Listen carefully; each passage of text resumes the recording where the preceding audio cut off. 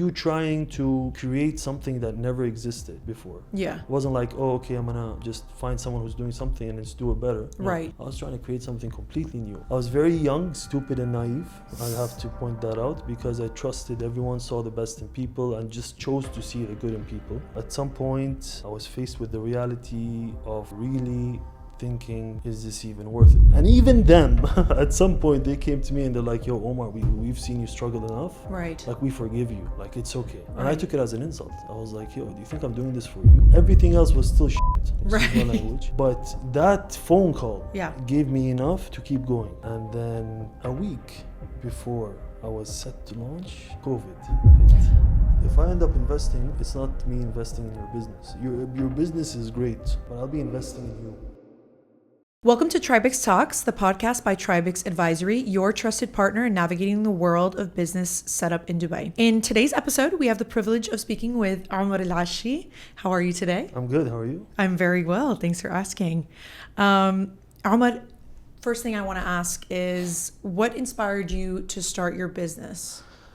The main inspiration behind starting my business was my obsession with cars. Mm-hmm. So this is how it all started. I had a dream. I wanted to own every single car that existed. Nice. I knew that wasn't possible, so I had to create an app or something or a service Yeah. that allowed me to drive any car I wanted, and that's basically what I did. I love that.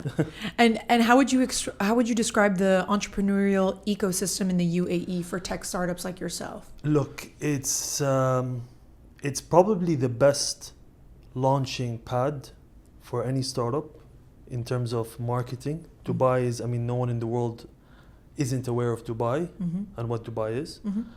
But it's extremely competitive because there's a lot of startups trying to make it, a lot of startups trying to compete. So it all depends on the grit that you have, the agility, the stamina, how bad you want it, and how far you're willing to go to achieve it, Right. for the most part. So can you actually walk us through on how you created this brand and what is the brand itself? Okay, so URENT in short is dubbed as the Airbnb of mobility. Mm-hmm. It's the first marketplace in the world that facilitates listing and renting everything mobility. The goal behind it is to create a community-based startup that allows individuals and business owners to list their vehicles for rental purposes, Yeah.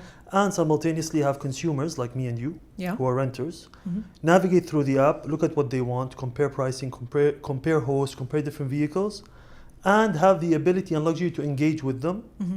through messaging Yeah. and in-app messaging systems, for the most part. In short, URENT, I would say, what differentiates it today from aggregators Mm-hmm. is the fact that when you go and let's say you're flying to France and you're looking to rent a car, for the most part you're looking to rent a vehicle for your trip, you're going to check aggregators like booking.com.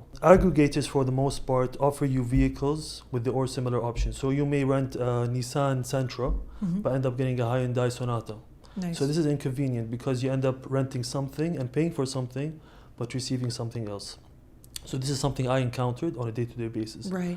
So I thought the best solution is to create something exciting for you to use, a platform that's user-friendly. And FYI, I'm a software engineer. Mm-hmm. I'm a user experience slash user interface designer. So I'm more of a front-end developer. Right. So I mapped out the whole application. I did the wireframes, and when it came to building this application, I remember printing out Airbnb screens, Uber screens. There's an application called Turo. I don't know if you're familiar with Turo. So Turo was the first peer-to-peer private vehicle rental platform. So it was strictly individual. So people like me and you Yeah. would list their personal cars for rent. Now, what ended up happening is with Turo, there was a lot of insurance claims that were happening, Mm-hmm. and which obviously led to a dent in their reputation because a lot of people were renting cars and using them for the wrong reasons. Right. And then obviously people's cars would end up on the news. And that obviously made it very inconvenient for anyone to use the platform again. Yeah. So this is where the idea really rooted from for me, is the fact that when I was in Toronto, it was back in 2011, I was one of the first 1,000 users of that platform. I remember receiving the text message from them. It was an SMS marketing campaign saying, use our platform, which was the first in the world to offer private car rentals. Wow. So when I downloaded the application, what I noticed different from the other platforms, it was the first of its kind to say the least, but what I noticed was different was the fact that you're renting out older cars. So a Porsche 911 that was 2008, 2007. Now, if you don't know, in the car rental market, there's a 4-year rule. The car has to be, now they made it even worse. They made it 3 years. So it has to be 3 years old to be listed or registered as a car rental. Right. Turo was allowing you to rent cars that were 20 years old. Oh, wow. Classics, anything. Yeah. And the control is purely from the owner. The owner would list the car, set the parameters, and boom, go live. Yeah. So, like I said, very similar to Airbnb is the fact that the owner has full control over their assets and what they're listing for rent. And at the same time, he was monetizing his depreciating assets without doing much. Right. But then in year 4 of operation with Turo, which was when I was starting URENT, it was around the same time, they pivoted their model and they said, okay, this doesn't make sense anymore. We need to add businesses to start using Turo, which are what they call commercial hosts. So pretty much delivering a peer-to-peer experience where to you it looks like you're renting from an individual, but the individual is representing a firm, where it's like Avis, Thrifty, Dollar, Hertz, so on and so forth. Sure. So 2018 is when I founded the company. I was fresh out of masters. Nice. And by the way, I was born and raised in Dubai, so I pretty much knew a lot more than what someone just moving into Dubai now would know in terms of the culture. Totally. How to educate the culture, because when you launch an application, you're not just launching a service. You have to customize the service to fit the culture, because we live in the Middle Eastern side of the world, where we're very, very lazy in compared to the Western world. So you had to pretty much spoon feed everything to people. So if Turo took 4 or 5 steps to rent a car, I need to make it 2. Right. And if it took 7 steps to list a car, I needed to make it 3. Right. Because I knew that was the only chance I had to compete with the other players. It was brutal. When I first started, I was self-funding the business. It was from money I made being an entrepreneur while I was studying in university. So I did a couple of side hustles. I was buying and selling motorcycles, buying and selling auto spare parts, cars. Nice. And I made a significant amount of money, enough to make me start. So no corporate experience, fresh out of masters, came back to Dubai. I was set in stone with launching this so-called URENT. Yeah. And it was just me against the world, because everyone, including, I want to say including my parents always supported me, but they were skeptical because I had no work experience. And we're programmed in a world today where if you don't have work experience, it's highly unlikely that you'll ever start something on your own. So took the leap of faith. Was around 2018. I started developing the business. 6 months into developing the business, I had to acquire the license. And then when I went to acquire the license, they told me it didn't exist. Okay. So when I went to the RTA and I was like, I need an activity. I need something to start operating. Right. They're like, well, too bad. It doesn't exist. So then find someone who is connected enough, which is something I leveraged and I'm grateful for, is having connections here in Dubai, where Absolutely. I leveraged that to the max. Right. One thing led to another. Managed to speak to someone who then eventually introduced me to someone, and then we started pursuing this whole license, or trying to create this activity with the RTA. Let's just say I partnered with that individual, and with multiple promises, that ended up going south very, very fast. Okay. But I was over $150,000 in the hole at this point. Okay. So that's what I paid, and I gave up equity in my company just to acquire this license. All right. Yeah. Wow. So quite a journey. Yeah. It was. Yeah. It didn't. Think of you trying to create something that never existed before. Yeah. It wasn't like, oh, okay, I'm gonna just find someone who's doing something and let's do it better. No, Right. I was trying to create something completely new. Right.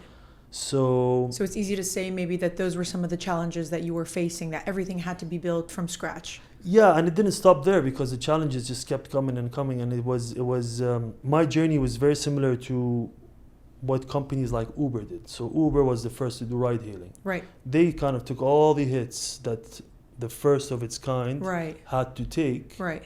Before then, Lyft came to play, and then Careem, and then all these Other ride ride-sharing along, apps, other ride sharing apps, which made it easier for them because all the regulatory hurdles were, overcome by Uber. Right.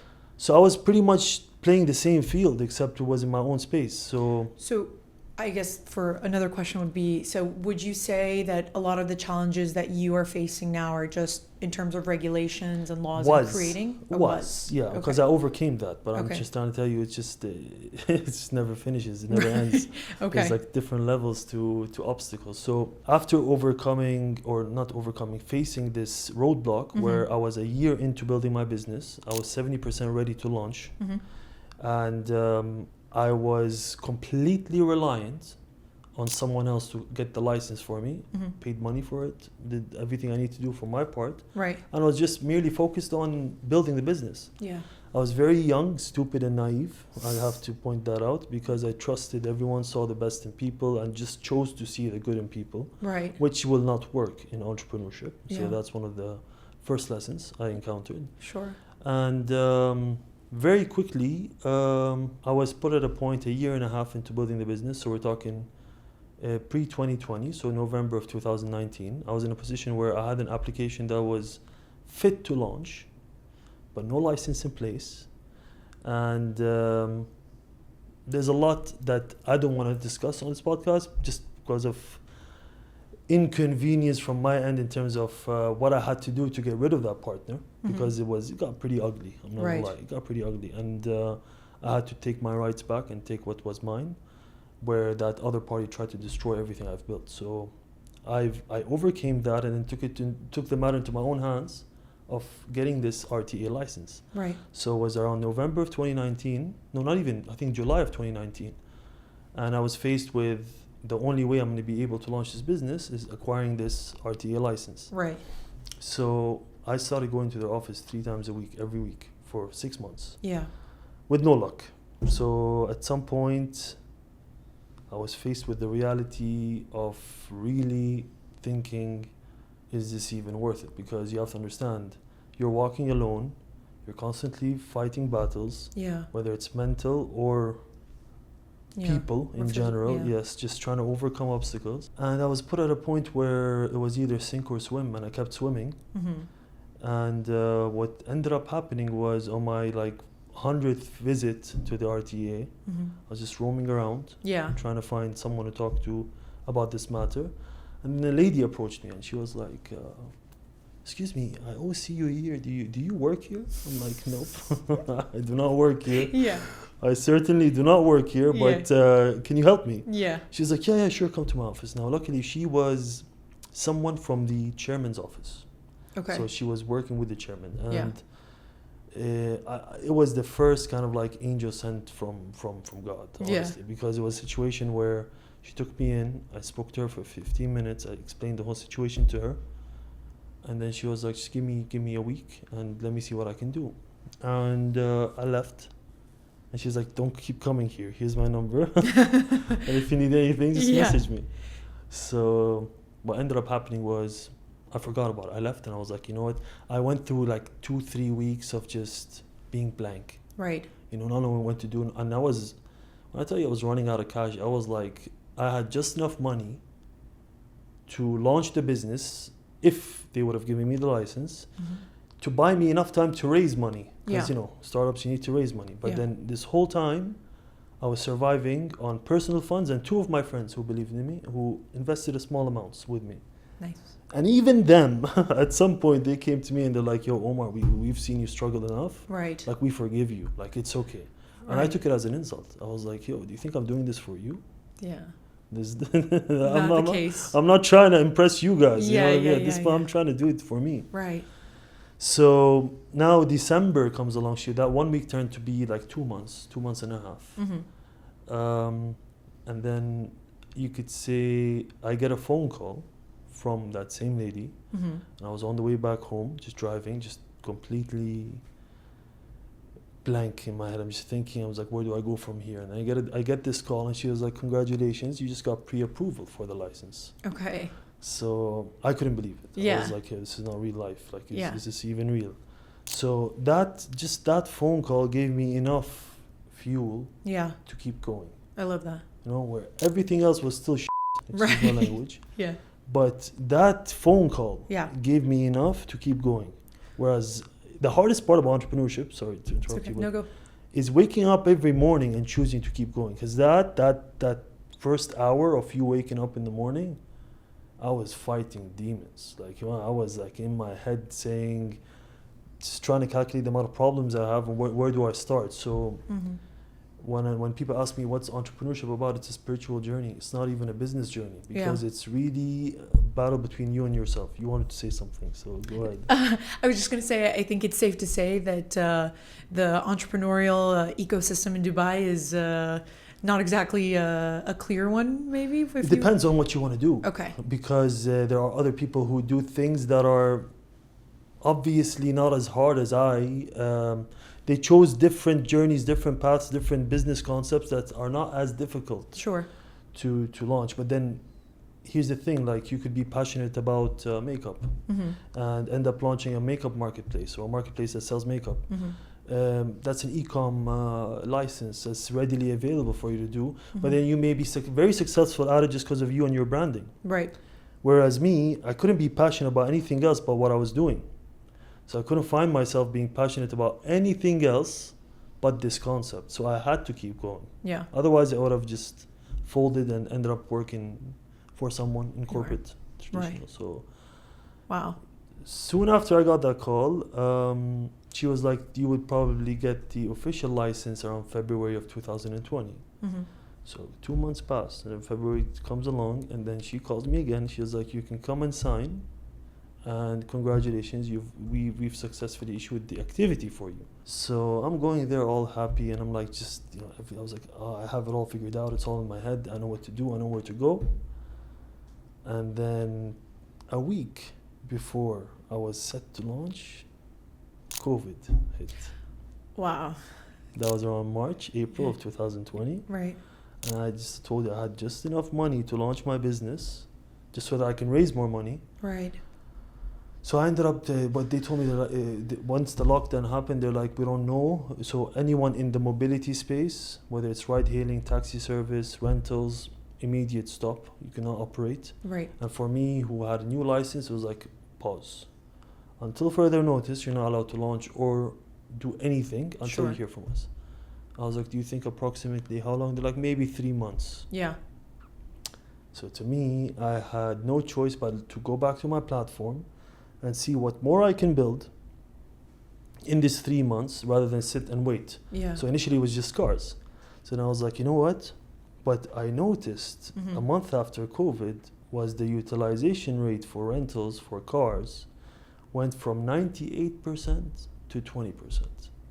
But the maximum utilization rate of yachts usually on an annual basis in Dubai is around 40%. Right. Meaning 40% of all the yachts in the UAE are booked. Right. The rest are just chilling, you know what I mean? Uh-huh. But in COVID, it went up to 98%. There wasn't a single yacht available because everyone was booking yachts and just partying in the sea because of lockdown. Right. So then it clicked in my head. I was like, why don't I have yachts on my application? Right. So that's when I started developing yachts, and then it went to jet skis, and then ATVs, and then limousines, and then chauffeur service. So I utilized this time, and then 3 months passed. They said another 3 months. So just put it in perspective. I ended up when I got the clearance to launch, it was December of 2020. I was 200,000 dirhams in debt. Wow. No money in my bank. Right. I tell you, no money in my bank. Right. One full stack developer Yeah. that I had working for me that I couldn't afford to keep. He gave me a 2-week notice. He was moving back to Pakistan. And the day they called me and they told me, okay, you have the clearance to launch, is the day I called my developer. I was like, just launch it. And at the time, I had one business on board. Yeah. Who was a friend of mine who felt bad for me. So he put his cars with me. He's like, you know what, bro? Just put the cars on your application. Yeah. So I launched it pretty much just to tell myself, like, I launched this business because I've been Right. talking about launching it for 3 years now. Yeah. So launched the business, and I had no clue what was going to happen next. First week we did like $3,000 in sales. Yeah. First week, and I was literally playing the accountant, the operations, the delivery boy, Wearing all the hats. You name it. Yeah. I was Everything. the day I got my first booking, I got a panic attack because I don't know what to do, and I was on the highway, parked up on the side of the highway, put my hazard lights on, and I stayed there for 2 hours, just making sure that the customer received the car on time and all that. Yeah. To the point where a police officer pulled up behind me and he was like, "Are you okay? Is everything okay? Do you have a flat tire?" Yeah. I was like, yeah, it's just, I thought there was something wrong with the car, but it's all good. So Yeah. I left. But here's what I'm trying to say. So I've been trying to raise money the whole duration of COVID, which was when they told me to hold on launching. So it was around 8 months of trying to raise money for my business. Every investor was telling me, "Oh, well, you know, mobility is not a safe space. It's not safe for us to invest in this space now. We need to see clarity. We need to see how the world reacts post-COVID." So, and when I tell you, I spent 9 a.m. to 6 p.m. every day on LinkedIn messaging investors, and then setting up meetings, and setting up calls, reaching 3-4 calls and then being told no. So it was brutal. Right. Funny enough, I launched my business. I make $3,000 in sales, which is unheard of, with no team. And I used that $3,000 to pay my employee and convince them to stay, the full stack developer. Nice. And then a day after that, I get a call from a friend of mine who I haven't spoken to in years. Like, he was Russian. He's like, "Hey, brother, are you still raising money?" Yeah. And at that point, I was so burnt out, I wanted to tell him no. But then I was like, "Yeah, sure, man. Yeah, I am. Who do you have in mind?" He's like, "No, I know someone who just moved to Dubai. Yeah. And he's actively investing. He's looking to invest in Dubai." And I showed him your deck, and he really likes it. Wow. So I met this individual 2 days after. I was in the Hilton JBR, I'll never forget. And sat with him for 2 hours. He gave me no facial expression, no sign of positive or negative. Like, I just stood there and listened, which he was a good listener, I'll tell you that. But 2 hours into the meeting, and I stopped talking. I'm like, "Sorry if I talked a lot," but he's like, no, don't be sorry. He's like, "I'm just impressed with the amount of passion you carry. Anyways, what's your ask?" I was like, "I'm trying to raise $500,000 to take this business. Look at my application is ready." I showed him, "Look, it's live. It's on App Store. It's on Play Store. I just need money to market it, grow the team." Yeah. He's like, "Okay, let me study it, and I'll get back to you." So I left that meeting, and I was like, "This guy's never going to talk to me again. This guy's never going to call me again." It's one of those. Funny enough, is he was Russian, and was my first encounter with just Russians in business. And let me tell you, they are very straightforward people, and honestly, I really enjoy working with them, because they, from my experience, they don't go right, they go left. What they tell you is what it is. So the second or third day comes along, he calls me back, and he was like, "Well, I studied your proposal, Omar. Look, if I end up investing, it's not me investing in your business. Your business is great. Yeah. But I'll be investing in you, because I see someone who has potential to take this to places. Yeah. Just because of the passion that you carry." Nice. So I was like, "Yeah, thank you. I appreciate that." He's like, "I'll send you an offer tonight." I was like, "Okay." Yeah. So my ask was $500,000 in exchange for, like, I think it was like 15% equity at the time. Yeah. And he sent me an offer for $1 million in exchange for 25% equity of my company. And to me, I was put in a place where I have $1 million on the table. I had to give up 25% of my business, but I felt like 25 was way too much. Right. I was like, I've been through way too much to This sell is my my soul. baby. Can't sell my soul like that. I Right. can't just accept money, and because I knew at some point down the line I would have regretted it. So Totally. I did the biggest bluff of my life, and I remember setting up a call the next day. I was like, "Listen, I really appreciate your offer, and I really appreciate the fact that you see, you're talking to someone who had no hope. Like, this was my only hope." Right. You know what I mean? Yeah. And I still gambled with it, because honestly, it was, when you go through everything I've went through, and I'm just being very surface level with you, I'm not even going into details in terms of what I went through, but it really you start looking at yourself as, you start seeing your value. You start seeing your value as a human. Yeah. You start seeing your value in terms of what you accept now is what you give people in terms of power over you. So if you say just yes, okay, then this person is gonna think he's gonna have it his way any day, Sure. or any time. So I countered the offer and I told him, listen, I've been through all this. What you see today is the finished product of 3 years Mm-hmm. of absolute brutal Yeah. challenges. So this is my counter offer. It's $1 million for 16% in my business. So just 1% more than The initial offer. the initial offer. Yeah. I was like, if you want to take it, great. And if you don't, it was great meeting you. Yeah. It was a pleasure. Yeah. Now keep in mind, one of my friends, who's my CFO, he's Yeah. British, he's Yeah. my CFO today, put some money in the business. And then he was like with me, he was next to me while we did the Zoom call. He was like, bro, you're fucking stupid. Like, what are you doing? What are you doing? We're going to lose this deal. And I looked at him, I was like, you don't even open your mouth because you didn't walk the path that I've walked. Sure. So you sit there, and keep in mind, he was 10 years older than me at the time. So Right. I was like, you sit there and you wait and you watch. This is my field, not yours. And I kid you not, the call went silent. It was on Zoom. It went silent for 10 seconds. I thought I lost the guy. Yeah. So I was like, hello, are you still there? And then he took a deep breath and he's like, you know what? In other scenarios, I would never accept something like this, but consider it a deal. Wow. And when he told me consider it a deal, I thought, okay, now we're gonna have to do paperwork, contracts, all that. So to get the money, it's gonna take a month, two, Yeah. whatever. The man took me for coffee the next day and wrote me a check for $1 million. And he's like, go cash it, go build the business. Wow. We'll worry about the contracts later. No, that's obviously very incredible. Like Yeah. it's such a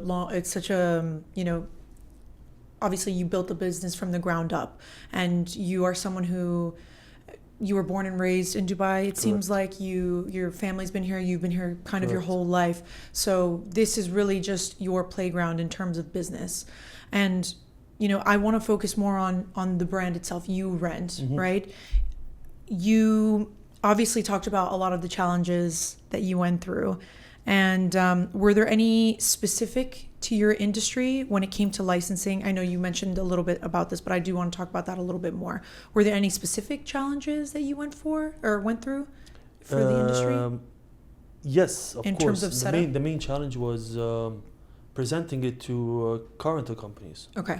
So basically, when I first post closing the investment and starting to build the brand and the business and the team, the businesses I was approaching to onboard onto my business saw me as a competitor. Mm-hmm. They're like, no, we don't need you. Right. Like, why are you approaching us? Like, they looked at me because I was the first of my kind. Right. They're like, nah, they saw me as a competitor. And it took me a while to convince them that, hey guys, I'm not trying to compete with you. I'm trying to help you. Right. And they were very paranoid about it because if you know anything about the car rental space, especially the luxury car rental space, no one's paying attention to anyone else. They're all really just locked in and making their business work. It's very competitive. A man eats a man. Either don't step on my foot, I won't step on yours, kind Right. of thing. So there's a lot of drama involved, too much drama. Sure. So for me to kind of sit in front of a company and tell them, hey, listen guys, I need you to onboard your vehicles on my platform. I'll create a username and a password. Yeah. What I'm trying to do for you is digitalize your business. Mm-hmm. You have an office, you have employees. How does cutting half your team out, closing your office, Mm-hmm. working remotely from home and managing your business sound like? So they were skeptical. They're like, what do you mean? I was like, just try me for a month. Right. And I will take no commission from you guys. So just list your cars with me. Yeah. See if I'm generating any business for you. So initially how I make money is I'm making commission on every transaction. Yeah. So just like Airbnb. Right. So initially it was 12.5%, now it's 20%. And we scaled it 20%. So I was like, that 12.5%, I don't want it. Just keep it for the first month. Mm-hmm. Just let me show you how much business I can push your way. So that was one of the main challenges is convincing the business drivers of my own business, these hosts, Yep. to trust my platform and not see it as a threat, Mm-hmm. but see it as a marketing weapon for them, because Sure. that's what URENT is. Totally. People ask me, what is URENT? I was like, it's a marketplace that gives you exposure Mm-hmm. on a global scale, because when we market, we're not marketing locally, we're marketing into every jurisdiction or country that we know based on data is visiting Dubai. So Russia, China, Iraq, Jordan, Lebanon, all these countries that are, we look at the tourists, we have analytics on what percentages of different nationalities come to Dubai in seasons. Yeah. Because, you know, if you understand, like, school ends in different season in different countries. So Sure. we took all that, we studied it, and then we were like, we're going to start marketing our platform, URENT, Yeah. so that there is no seasonal effect, because the car rental business, and even, let's say, real estate rentals, but car rentals for the most part is a very seasonal business. It really spikes up between November and April, maybe push to May. Yeah. But in summer it's dead because everyone's outside the country. Right. So luckily, when I launched, it was in the summer period. Yeah. So they needed help. Mm-hmm. So that's where I was able to kind of prove my value to them. So it almost sounds like you are like a Netflix of the automotive industry, right? More like, I want to say Tinder, because, but yeah. Definitely not that. I don't know. But no, it's matchmaking. It's matchmaking Okay. between renters and car rental owners, or vehicle rental owners, not just car rental owners. That's why I use Airbnb, because Airbnb is, I see. it's $100 billion company. Right. It's rare to find someone who doesn't know Airbnb. And it's the fact that they do exactly what I do, but Yeah. the focus is real estate. That's so cool. I mean, it's such a unique concept as well. And I actually did want to also ask, what makes your platform stand out in such a competitive, luxurious market such as the one in here in Dubai? Branding Right. is the first. The branding is extremely important in every business. Like, for example, our company is called URENT. We use it in slogans like, it's time for you to rent. Right. You know what I mean? Or you rent it, because you look at companies like Uber became more or less a verb. So like, you use it in a sentence, like, just Uber it, just take an Uber. Yeah. You know what I mean? Yeah. Rather than just say use Uber. Yeah. Right. So branding is extremely important, and Mhm. that's something I really, really paid attention to. Mm-hmm. And I didn't want to just, another slogan we have is not just a rental, it's a lifestyle. Why? Because we are a lifestyle application. We kind of cater for families, kids, when it comes to jet skis and ATVs, or Yeah. even yachts. We offer different categories to cater for multiple audiences. So, and branding really, especially when you market your business, it really plays a role on making you stand out in terms of other competitors. Mm-hmm. And when you talk about competitors, there's no one in the UAE today doing what I'm doing, because if you look at my competitors, they're what they call aggregators. So there's a few out there where you download their application, you can see vehicles that you can rent, but you have no clue where the cars are coming from. You think you're renting from them. Right. Whereas me, it's like you're entering a marketplace and then you're selecting who to rent from. You have profiles, and then you have their names. So you get to navigate and search and see what fits you best. On top of that, there's no fixed price. Everything is negotiable, but it's up to you to negotiate with the owner. Right. All we act as is, like I say, a marketing tool for these businesses to generate more business. But then for renters, we are pretty much the middleman. We are there in case of disputes. Host accepts a booking but is late, delivers the wrong car, delivers a broken car. That's where we step in and try to accommodate and fix the situation in place, more or less. That is honestly so cool. I mean, you're clearly very unique and very passionate about the craft as well. So obviously, it's an interesting concept. But I also want to ask, your platform can be integrated via API. Of course. Can you explain how this works and who's it for? APIs. It's not just my platform. All applications, all tech applications have APIs. So an API is an accessory that you use, or a tool that you use for your application to either funnel in more services or kind of optimize current services that you have. For example, with me, very simple one is when you open my application and when you load images, it took time because there's like some of images are like high megabytes and it took some time to load.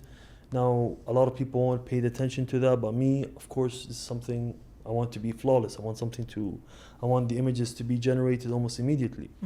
So an API that we ended up doing, partnering up with, was a company that their sole purpose was provide an API that compresses images without compromising quality, but then increasing the load speed by 100%. So as soon as you open the application, you're seeing images without seeing them be white and then turn into an image. So this is one of the many APIs you have. And then of course you have for fines, traffic violations, SALIC, all the kind of like road and transport APIs that the government or other companies can provide to enhance the whole user experience for the most part. Interesting. And how important has the business-to-business integration been in scaling your business across the UAE and beyond? One of our biggest milestones was in 2022, March of 2022. We were approached by Europcar. I don't know if you're familiar with Europcar, the green. Absolutely, yeah. So Europcar got acquired by VW Group in 2022 for 3.8 billion. Wow. The whole goal was to digitalize the business, also rebrand the holding company, so the group company, not the actual business. They saw the world moving into digital and they're like, we either build our own advanced digitalized platform to offer our customers a revamped way of renting cars, or we partner with companies like URENT by doing full API integration that will then have URENT acting as a vendor for Europcar or acting as a digital transformation arm. That's what they call them. So I was approached by them and it was a very, very difficult challenge because you're talking about a 75-year-old company and they had a very different tech stack that they were using. Obviously, when it comes to tech stacks and startups, if you know what tech stacks are, it's the languages that you use to build the platform. There's like MongoDB, React.js, React Native, HTML. So if you compare Europcar's backend and then our backend, it's like very, I want to say they're outdated, but they're difficult to integrate with because we were using the latest technology. I see. But then I was meeting with the executive board and they kind of said, we've tried with 2 companies. You're probably going to be the last company we try with. The other 2 companies failed to do the integration. Took us 6 to 8 months, but eventually we completed the full API integration. And now we have 150,000 cars in 117 countries. With the sole purpose of acting as Europcar's digital transformation arm. So the whole goal is you can go on URENT, select Canada, Toronto, for example, and then view in real time through the mirrored API what's available from Europcar at that time, at that place. And the whole point behind this is when you book with URENT, you're only paying what our commission, which is 20. You're only paying 20% upfront to book your car, right? And you pay the rest at the desk, and you get what you rent. Nice. So, and it's a 2-step booking process. So this is one of the biggest milestones we've achieved is having a company like Europcar trust us with their backend because this is huge, and give us full API integration, which is also huge, but also being a representative of Europcar in 117 countries. Wow. Yeah. So this is one of the biggest. So far, I mean, aside from the government contract that I have in place now. Totally. But the government contract I have in place, for the most part, I cannot disclose much about it yet. But it's kind of on a whole different level as well. So, yeah. And who would you say are your typical clients and which markets are you looking to expand into? Saudi Arabia is the first market I'm looking into going to. Like Saudi Arabia and just cover the entire GCC. I think this is the first thing I would do, but then what I noticed is doing more of what I did with Europcar because it costs me less, gives me market presence in other countries without having to be physically there. But then if you look at URENT as an entity, the biggest driver is marketing. So now we're also raising our 3rd round of funding. So the whole goal behind raising is to literally set up a small office in, for example, Saudi Arabia, but then mainly we'll be running the operation from the UAE. But then why an office in Saudi Arabia? To have a license to operate there, Yeah. But at the same time, we have sales reps who are onboarding new hosts on the platform. But really, because we're an asset-free business and not an asset-heavy business, Mm-hmm. and we operate 95% tech, you really don't have the need, aside from a company, LLC setup, and a license to operate in different countries. So I can set up an LLC, for example, in Turkey right Mm-hmm. now, have the license to operate in Turkey, but still run my entire business from Dubai, in Turkey. Yeah. And how I do that is run campaigns in Turkey, in Turkish, for the company URENT, and then having Turkish companies approach me to onboard their vehicles, and at the same time having renters from Turkey download the application to see what's available in Turkey to rent as well, for example. Wow. Yeah. Yeah. So it's safe to say, I think, you clearly have the way to set up in any type of market. You're very familiar. Correct. I love that. Correct. Okay. But you have to understand, in startups, everything is funding. Right. So what happened with us is we raised $1 million. Yeah. We had very conservative projections of generating $500,000 the first year. Yeah. We generated $2 Wow. million. Yeah. So we ended up being a victim of hyper growth, which means you grow fast, Mm-hmm. you burn more money. So I reached a point where I was making $300,000 a month in revenue, Mm-hmm. and I needed to hire a new employee almost every week, Yeah. and we weren't even profitable yet. So we quickly started entering into kind of like conservative mode, because like it's a double-edged sword, because then some people they struggle with growth, and they end up growing over a span of 3 years. Mm-hmm. They have the funding, but they're not really growing. Yeah. With me, I just exploded, Right. and it almost took me out. It's Yeah. not funny. I grew so fast to where I employed so many people, and I was making a lot of money, but I needed the injection of cash immediately to keep going, because when you look at companies like Kareem raised $800 million Yeah. in their 6 years of operation. Mm-hmm. They raised $800 million, but they were never profitable when they sold the company. Right. So when you look at startups in tech, profitability is not the driver, it's Right. data. It's how much data do you have and what's your Absolutely. market share. Mm-hmm. That's the biggest two drivers. So moral of the story is, with us, we're looking into closing a $5 million round now, Mm-hmm. Of which we look to scale into KSA, Kuwait, Qatar, Bahrain, and Turkey, as well as Asia, like Thailand. These tourist heavy. So like where we need to be is in tourist heavy Cities or countries. cities or countries. But at the same time, the beauty of URENT and not being asset heavy is, let's say you go to Egypt and you look at what's popular in terms of transport in Egypt. Mm-hmm. It's definitely not, for example, jet skis. For Right. example, it's more of like the hantours and like Yeah. you know what I mean. But The tuk-tuks. the tuk-tuks and Yeah. the buses. Like buses is huge in Egypt. Right. Like 80% of the transport in Egypt is buses. Absolutely. So these bus drivers who own their buses need a platform to kind of like operate their business and start monetizing. So this is what we do. We look at the country, we look at what's working there, where's the demand. So we look at how we can digitalize a current kind of like transport hub. So like if Egypt has a lot of tourists coming in and booking buses to go to, for example, the pyramids or Sharm el-Sheikh, Mm-hmm. then we need to kind of have URENT in Egypt Yeah. built so that these bus drivers have a platform to list their bus for rent or for a chauffeur service, list their hourly price, daily price, so on and so forth, Mm-hmm. and monetize using their phone versus waiting and hoping someone would come and approach them from the tourists that are there. So it's very customizable. So we are able to customize the application in terms of what we offer for mobility services based on the demand of transport in each country. Wow. More or less, yeah. So lots of movement happening for sure. Too much. Too much. And Ahmed, what would you say, or would you say Dubai has helped open the doors to a global client base? Of course.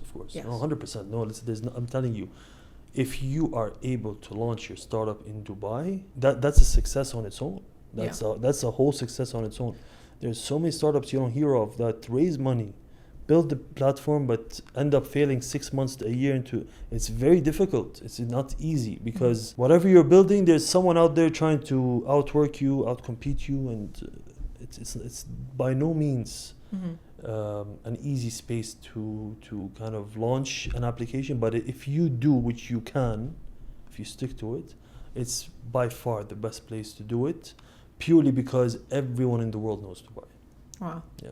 Yeah. It's the best launch pad, for sure. Wow. And for my final question, what's one piece of advice you'd give a foreign founder entering the UAE tech space? A foreign founder entering the UAE. Now, I'll answer this question in two scenarios. Scenario one is that person has a business and is just trying to scale it into the UAE or like create a new presence in the UAE. Yeah. In that case, he needs to study the market. He needs to study what's in the UAE. If there's a competitor or a similar platform that's currently operating in the UAE that he can learn from. Because here's the thing.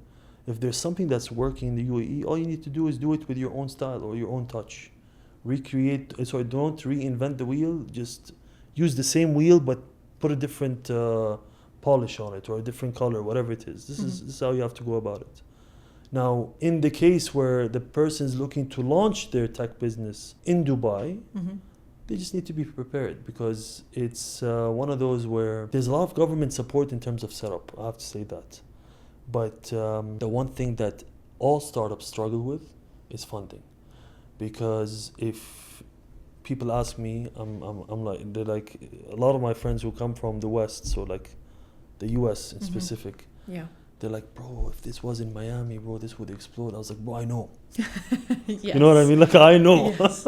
You don't have to remind me. Yeah. And the whole point is I'm trying to make something that would definitely work in other countries, work in a place like Dubai, because if I make it work here and then take it there, then it's just going to be effortless for me to grow. Absolutely. Yeah. Wow. Well, thank you so much, Omar, for being with us here today. Thank you for these valuable insights into the startup and tech industry. Dubai isn't just a city, it's a dynamic ecosystem where businesses can thrive, and tech plays a key role in making that happen. Whether you're looking to launch your company or optimize your financial setup, TribeX Advisory is here to guide you every step of the way. If you enjoyed today's episode, don't forget to follow, subscribe, and share to this podcast. Stay tuned for more in-depth discussions with the experts shaping Dubai's future.